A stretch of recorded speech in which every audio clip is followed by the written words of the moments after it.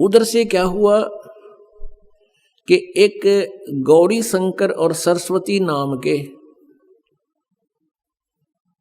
पति पत्नी ब्राह्मण थे। भगवान शिव जी के बहुत उपासक थे, कट्टर समर्थक थे, इष्ट रूप में उन्हीं को मानते थे, अन्य किसी देव को वो पूज्य नहीं मानते थे। और निस्वार्थ वो भगवान शिव की कथा सुनाया करते थे, महिमा सुनाया करते थे। जो भी पैसा उनके पास आ जाता था कथा करते समय, तो अधिकतर वो धर्म में लगाया करते थे। उनका कोई संतान नहीं थी, विवाह को लगभग 20-25 वर्ष हो गए थे, उनके कोई संतान नहीं थी, और संतान की चाह उनके हृदय में बहुत घनी थी। रह रहकर भगवान शिव जी से प्रतिदिन प्रार्थना किया करते थे। कुछ दिनों के बाद क्या हुआ कि जो काशी के अन्य ब्राह्मण थे, जो जनता से पैसे लेकर के उनको गुमराह करके पैसे ऐंठा करते थे, उनको लगा कि जो गौरी शंकर है ये निःशुल्क और निस्वार्थ भाव से जनता को कथाएं सुनाता है, और काशी के लोगों की अधिक आस्था इस गौरी शंकर में होती जा रही है। इस कारण से वो ईर्षा किया करते थे, लोगों को कहा करते थे कि ये गलत है, ये झूठी कथाएं सुनाता है, उसमें बहुत से दोष निकालते थे।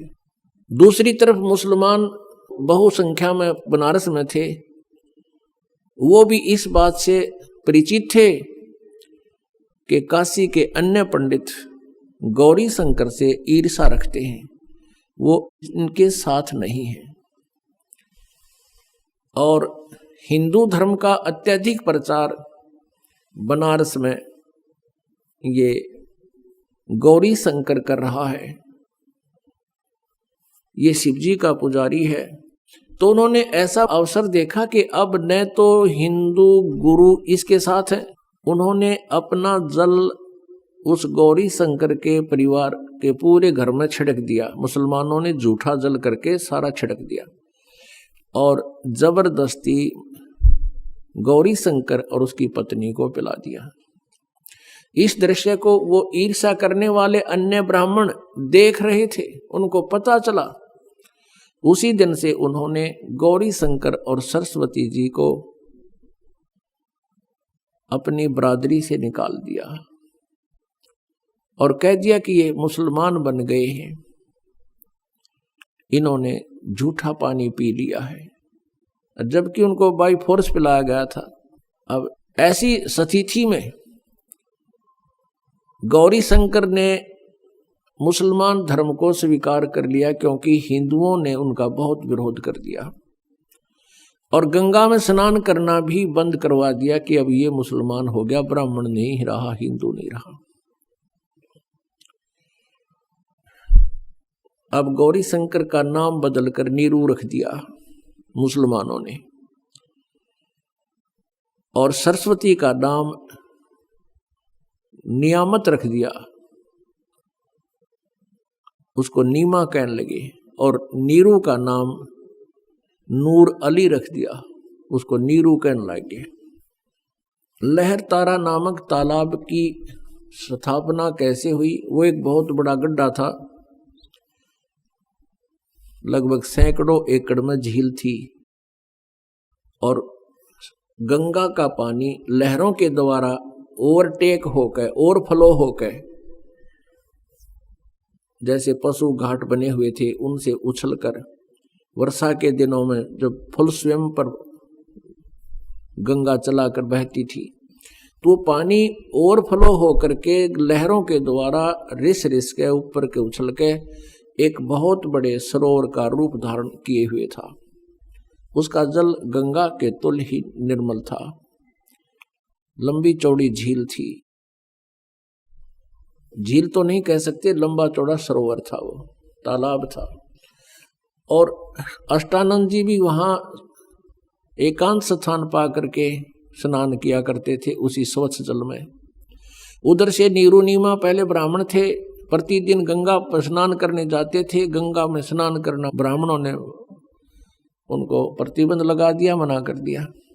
तो वो भी उसी लहर तारा नामक तालाब पर स्नान करने के लिए प्रतिदिन जाया करते थे। उस दिन भी जिस दिन परमात्मा उनको मिले, वो प्रतिदिन की तरह सुबह उठकर, ये गर्मियों का मौसम, सुबह वक्त से उठकर चल पड़ते थे। जहां वो रहते थे उनकी जुलाहा कॉलोनी से लगभग 4-5 किलोमीटर की दूरी पर वो लहर तारा तालाब था। प्रतिदिन वो सैर भी हो जाती थी, स्नान दोनों पति पत्नी वहां करके आते थे। वो भले ही मुसलमान बन गए थे, लेकिन भगवान शिव को नहीं भुला पाए थे। अंदर से वो फिर भी पुकार उसी अपने इष्ट को ही सुनाते थे। उस दिन नीमा रोती हुई कह रही है, हे भगवान शिव जी, आप परम शक्ति हैं, आप देवों के देव हैं, महादेव हैं। मुझ दासी को भी एक खिलौना दे देते, आपके दरबार में भरे भंडार हैं। मुझे भी एक पुत्र दे देते, मेरा भी संसार में हिस्सा हो जाता। और दुनिया मेरे ऊपर कटाक्ष कर रही है, ना जाने क्या क्या कहकर हमें चिढ़ा रही है। ये परमात्मा, आपकी दासी का जीवन सफल हो जाता। उधर से न्यू कहकर वो बहुत जोर जोर से रोने लगी, बहुत हिचकी बंद गई। उधर से नीरू कहता है, नीमा, यदि हमारे भाग्य में होता तो भगवान शिव अवश्य दे देते। आयु हमारी 60 के आसपास पहुंच चुकी है, वृद्धावस्था ने दस्तक दे दिए हैं, और हम अभी भी उसकी तरफ चाह कर रहे हैं। आप ऐसे रोती रहोगी, आपकी आंखें खराब हो जाएंगी। बुढ़ापे में कोई उंगली पकड़ने वाला सहारा हमारा है नहीं, पुत्र भाग्य में है नहीं, तेरी आंखें और नष्ट हो जाएंगी, तू अंधी हो जाएगी। सब्र कर, भगवान ने जो किया वो ठीक किया है।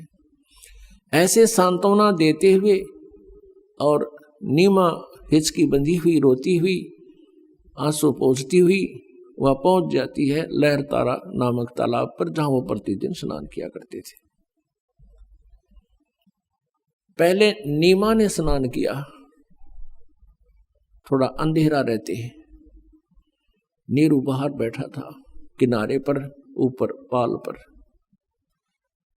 जब नीमा स्नान करके बाहर आ गई, नीरू स्नान के लिए लहर तारा तालाब में प्रवेश कर गया और ऐसे पानी से मल कर नहाने लगा, गोते लगा लगा कर स्नान करने लगा। जो वस्त्र पहन के स्नान किया था नीमा ने, कपड़े चेंज करके वो लहर तारा तालाब में पुनः किनारे पर पहुंची उस वस्त्र को धोने के लिए। उसी समय रोशनी हो गई थी, सुबह का उजियाला शीघ्र हो जाता है। थोड़ा सा अंधेरा छटा था, सामने एक कमल के फूल के ऊपर कोई वस्तु हिलती नजर आई नीमा को। नीरू तो नहाने में व्यस्त था, मस्त था। अब नीमा को पहले तो जब देखा कि लगता है कोई सर्प फन उठा रहा है, क्योंकि परमेश्वर ने, कबीर देव जी ने एक पैर का अंगूठा मुख में दे रखा था और एक को हिला रहे थे, जैसे बच्चा लीला करता है। अब नीमा ने ध्यान से देखा तो उस पर क्या देखा कि वो तो बालक है, वो नवजात शिशु है। अब वो जोर से चिल्लाई, अपने पति से कहा कि देखियो जी, कमल के फूल पर बालक है, कमल के फूल पर बालक है। अब नीरू ने सोचा या तो कति मेंटल होगी या पागल हो चुकी है लगता है इसके। अब इसको जल के अंदर भी बच्चे दिखाई देने लगे। हे भगवान, हे अल्लाह, इसको सद्बुद्धि दो दाता। वो फिर चिल्लाई, वो कहने लगा तू चुप रह नीमा, मानती नहीं मेरी बात। या जल में कहां से बालक आवे थे। उसने फिर जोर से कहा कि देखना देखना वो डूबेगा बच्चा। अब जिधर वो हाथ कर रही थी, संकेत कर रही थी, उसी तरफ नीरू ने भी दृष्टि डाली तो देखा सचमुच एक बालक कमल के फूल। अब उसने आव देखा ना ताव देखा, एकदम आगे बढ़ा क्योंकि गहरे जल में गया और उठाकर उस बालक को कमल के फूल समेत तोड़ के ले आया, उठा लाया, अपनी पत्नी को थमा दिया। अब वो उधर से नीमा ने उस बालक को सीने से लगाया। पुण्यात्माओं, जिस परमात्मा की खोज करते करते हमने युग बीत गए और जिस परमेश्वर के गुणों को सुनकर हम गदगद हो जाते हैं और हमारे रोंगटे खड़े हो जाते हैं, उस परमेश्वर को उस प्यारी आत्मा ने पुत्रवत प्यार किया, सीने से लगा, मुंह चूम्या उस बालक रूप परमात्मा का और माथे का लावे, कभी सीने से लगावे, 100 शुक्र मनावे अपने शंकर भगवान की। अब जो सुख उस माई ने होया होगा उस भगवान के टच करने से, स्पर्श करने से, उसका अंदाजा नहीं लगाया जा सकता। हम उनके नाम से इतने गदगद हो जाते हैं, उस मालिक का गुणगान सुनकर ही हमारे रोंगटे खड़े हो जाते हैं। उस माई ने जिस परमात्मा की चाह है, सर्व सृष्टि रचनहार है, और उस मालिक को सीने से लगाया, उसको कितनी खुशी और कितना उसके शरीर के अंदर रोमांच हुआ होगा। उस सुख को वो माई ही वर्णन कर सकती है। उधर से नीरू ने सोचा कि पहले तो हम हिंदू थे, मुसलमान बना दिए, हिंदुओं से संपर्क रहा नहीं, मुसलमानों से अभी हमारी इतनी जानकारी नहीं, हमारे साथ कोई साथी नहीं है, और यदि हम इस बालक को लेकर जाएंगे और जनता को बताएंगे कि कमल के फूल पर हमें मिला, कोई विश्वास नहीं करेगा। उल्टा कहेंगे कि तुम किसी का बालक चुरा लाए हो, हमारी पिटाई भी कर लेंगे और मार मार कर हमारा हुलिया बिगाड़ेंगे और पूछेंगे बताओ किस बहन का तुम ये बालक उठा कर लाए हो, और हमसे बालक भी छीन लेंगे और नगर निकाला भी दे देंगे। ये सारा जुगाड़ सोचकर, सारे विचार लगा करके नीरू ने अपनी पत्नी से कहा, नीमा इस बालक को यहीं छोड़ दे, और उसको सारी स्थिति से परिचित करा दिया कि हमारे साथ ऐसा ऐसा हो सकता है। तो नीमा ने कहा, जी इस बालक ने ना जाने क्या जादू कर दिया मेरे ऊपर, मैं इसको त्याग नहीं सकती, मेरे बस की बात नहीं। इसने जो मेरे अंदर अट्रैक्शन पैदा कर दी, ये मेरे बस की बात नहीं, मैं मर सकती हूं। जैसे सर्प से कोई मणि छीन ले, वो फन पटक पटक कर मर जाता है। अब इसके बिछुड़ जाने से मेरी वही स्थिति हो जाएगी, मैं नहीं त्याग सकती। नीरू ने बहुत कुछ समझाया और प्यार दिया। वो कभी अपनी पत्नी को गुस्से से नहीं बोला था, क्योंकि वो समझता था कि ये पहले बहुत दुखी है, संसार के व्यंग सुन सुनकर ये दुखी है, ये निसंतान है, ये बांझ है, पता नहीं संसार कितने प्रकार से पीड़ित करता है। वो उसको बहुत प्यार देता था, वो एक पति का प्यार भी देता था और एक पिता का भी।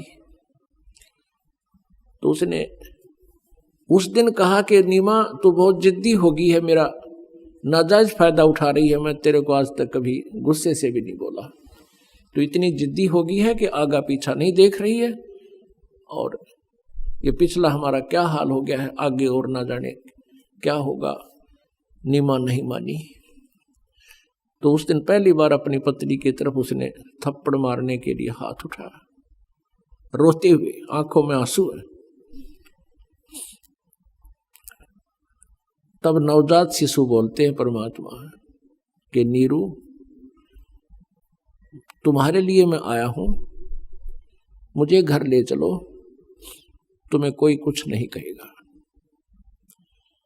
अब नीरू का हाथ वहीं का वहीं रुक गया और सोचा ये कोई फरिश्ता है, ये कोई सिद्ध पुरुष है, नहीं तो कमल के फूल के ऊपर बच्चा कैसे स्थिर हो सकता है। उसको फिर सारी बात याद आ गई कि ये कोई सिद्ध पुरुष है, सिद्धि वाला हंस है, भले ये बालक रूप में है लेकिन सिद्धि तो उसी तरह काम करती है, वचन से काम करती है। अब नीरू चुप करके आगे आगे चल पड़ा, पीछे पीछे उसकी पत्नी परमात्मा का शुक्र मनाते हुए और उस ओरिजिनल गॉड को साथ लिए हुए चल रही है, गोदी में लेकर चल रही है। उस कंप्लीट गॉड को, पूर्ण परमात्मा को गोदी में लिए हुए जा रही है।